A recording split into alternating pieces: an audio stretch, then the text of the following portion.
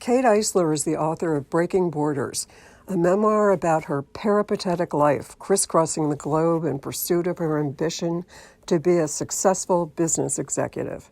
She started working at Microsoft in 1989, when most people didn't even know its name.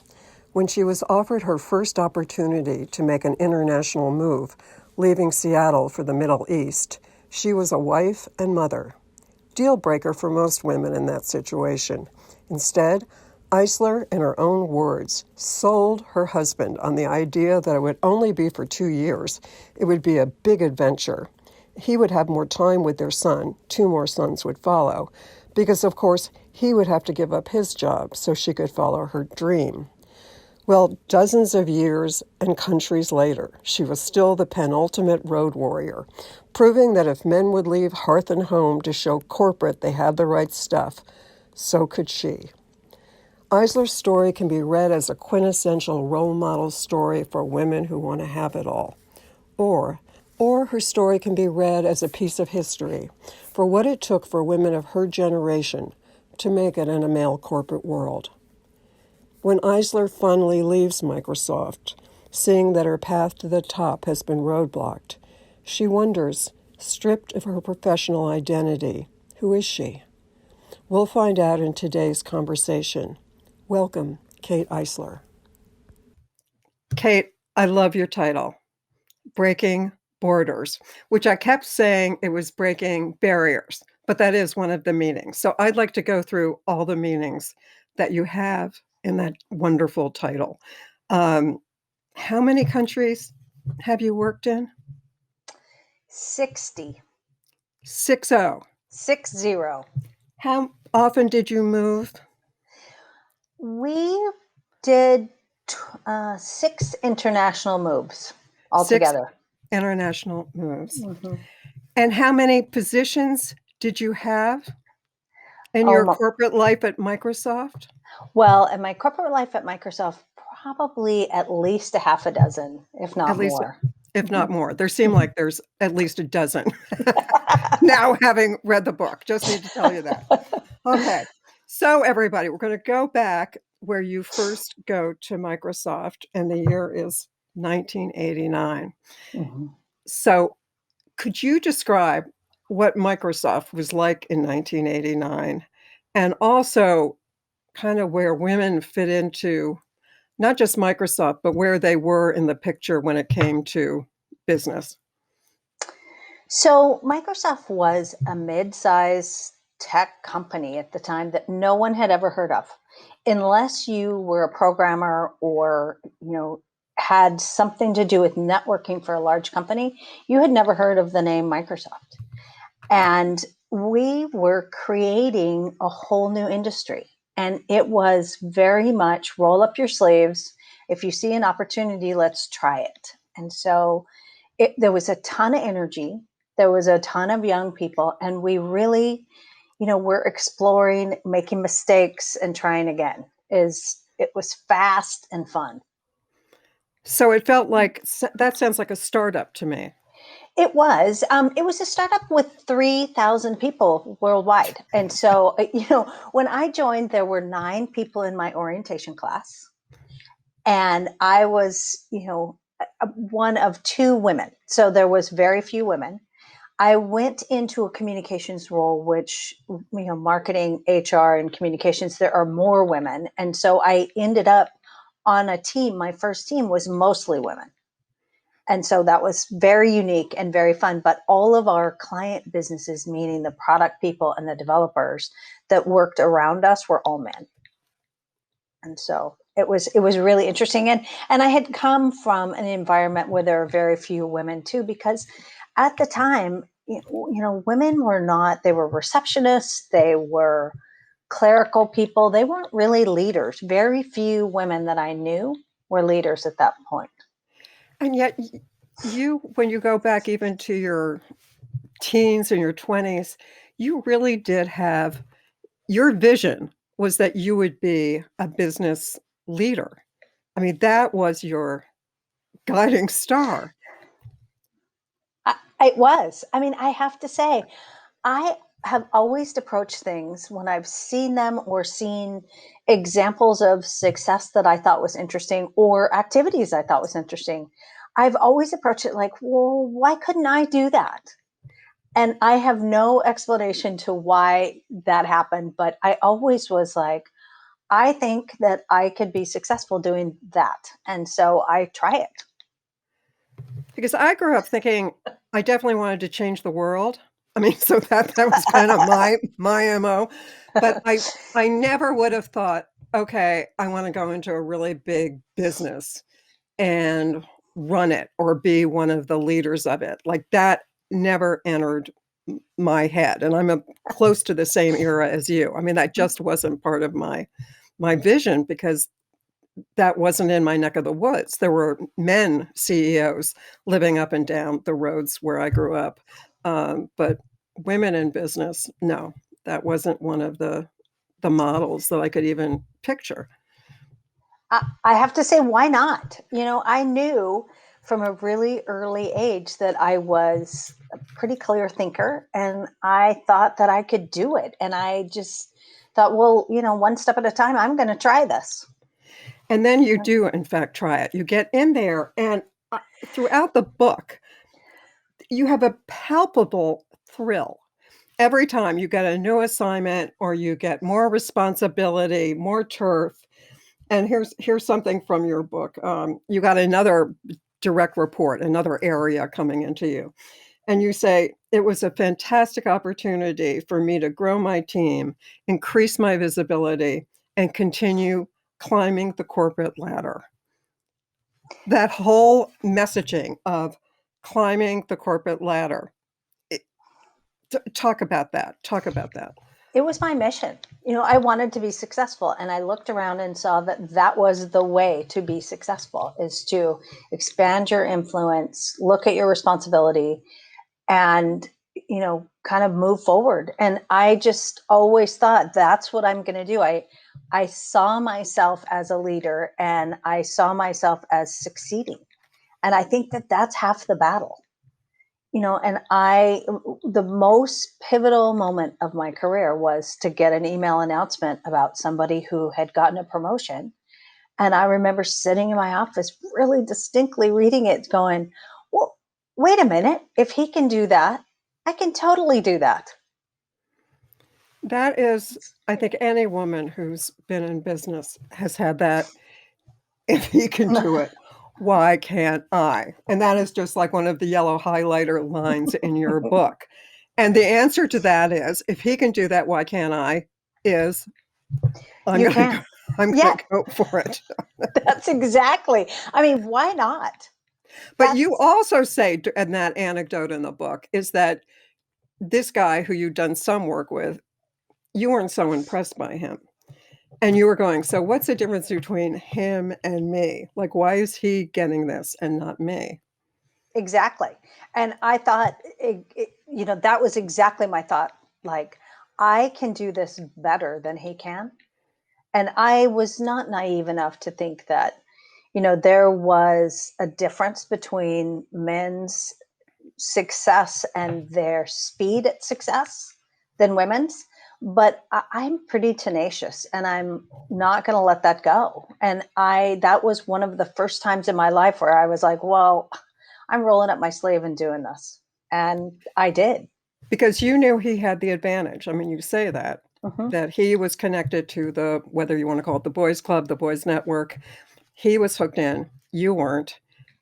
You recognized it. Mm-hmm. Absolutely. And I had a lot of subtractions, if you will, to me being a part of that club, because by that time I had a child. I was married and had a child. And so the assumption is, oh, you're going to take more time off. You can't travel. You can't do a lot of things, or you don't want to do. And I think that that is the assumption that is still in place today for so many women. And, I just figured, well, gosh, I want to do this. So I'm going to give it a shot. Well, how did you do that? I mean, you're now like zooming around the world. I mean, to all these different countries as Microsoft becomes a global entity. You have a husband. You eventually you have two boys, Three. three boys. Did I miss one? Like I remember Luke. And you're flying around, and how is that working? I mean, how are you? Let's talk about your husband.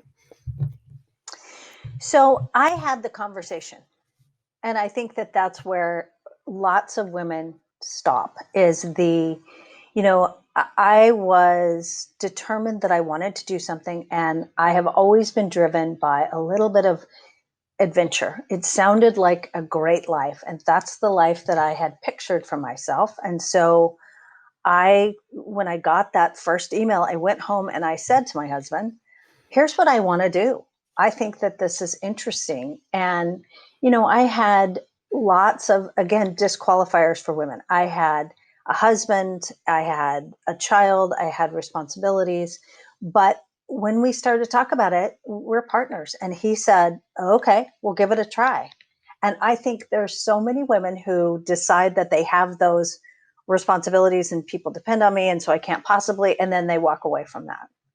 And I didn't. And he agreed. Now, I will also say that it was not the smoothest transition. So I don't want to misrepresent.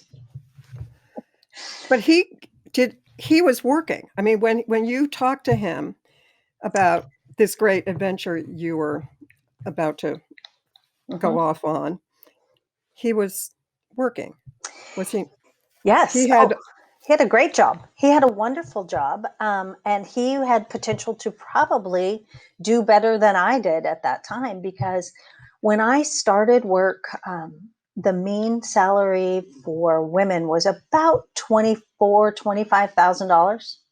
And so I didn't make very much money, but I wanted to try this. And so I sold it to him by saying, it'll be 2 years, it'll be a big adventure, and you can spend more time with our son.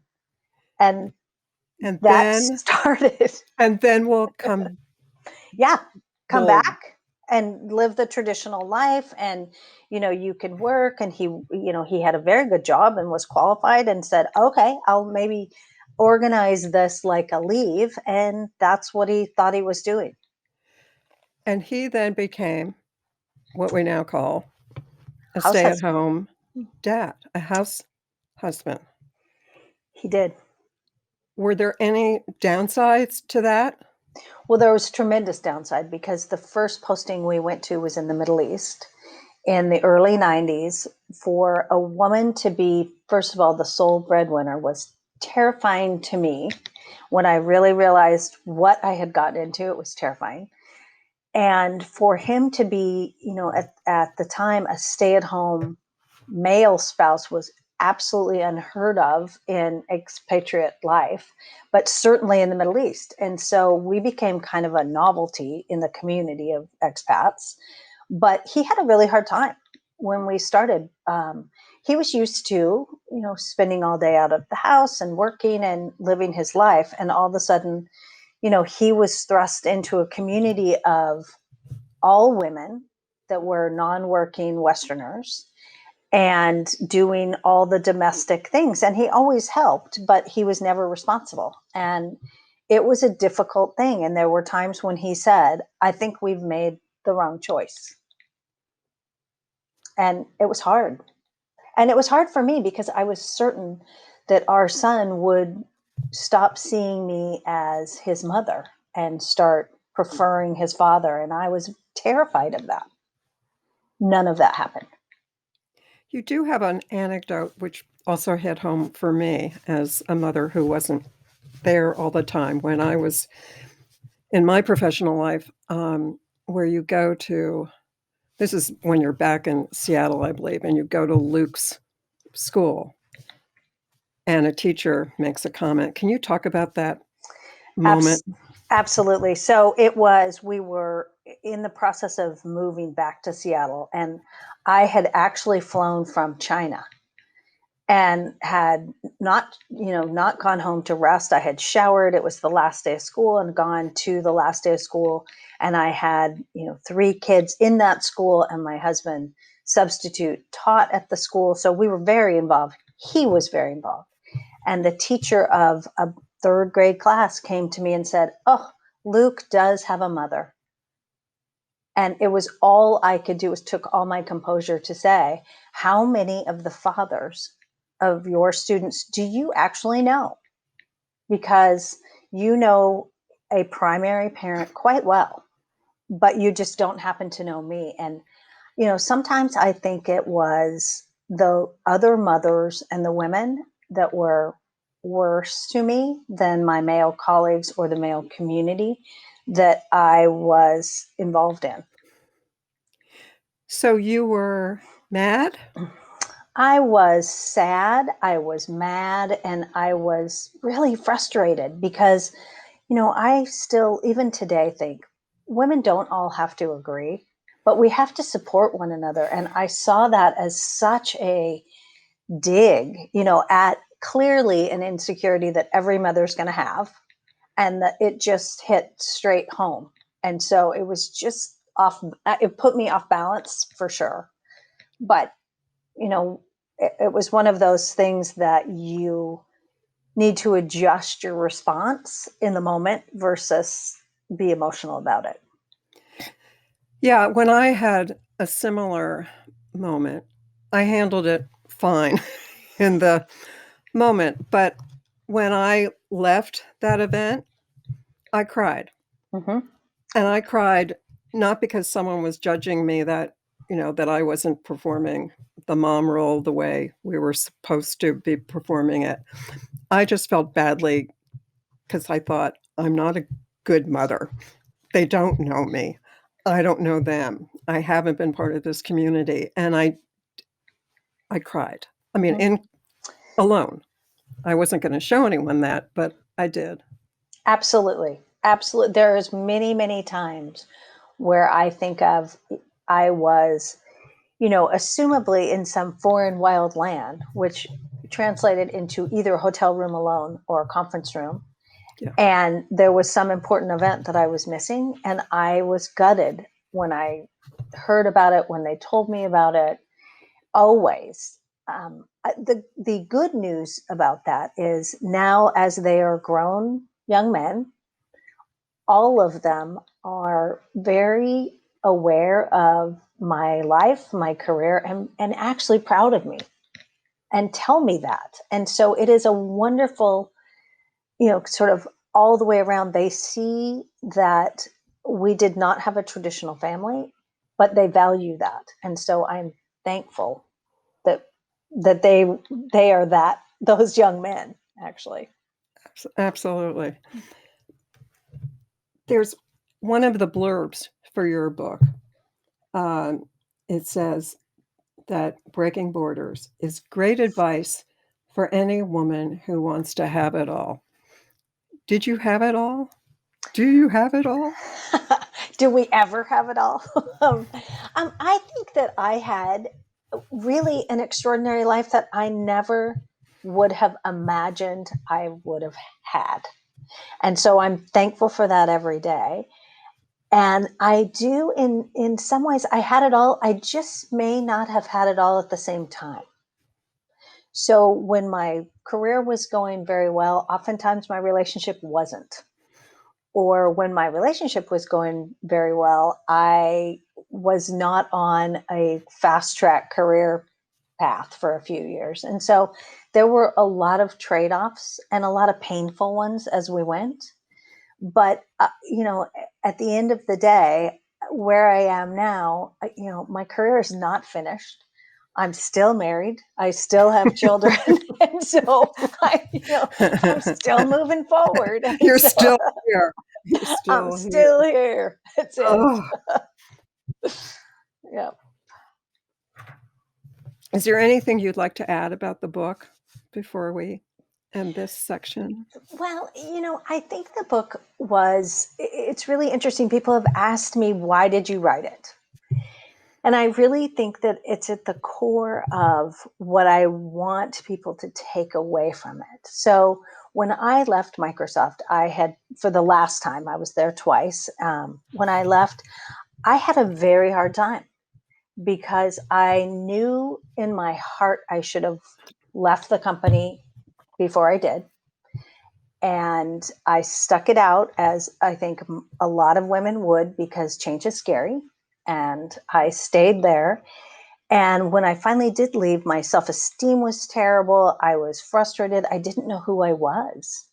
And so writing the book was a very cathartic exercise for me to kind of really document all the things that I had accomplished in my journey, which set me up to be much more powerful afterward, because I had to remind myself, oh my gosh, you have done these things. And so be proud of those, own the mistakes, and use them as you go forward.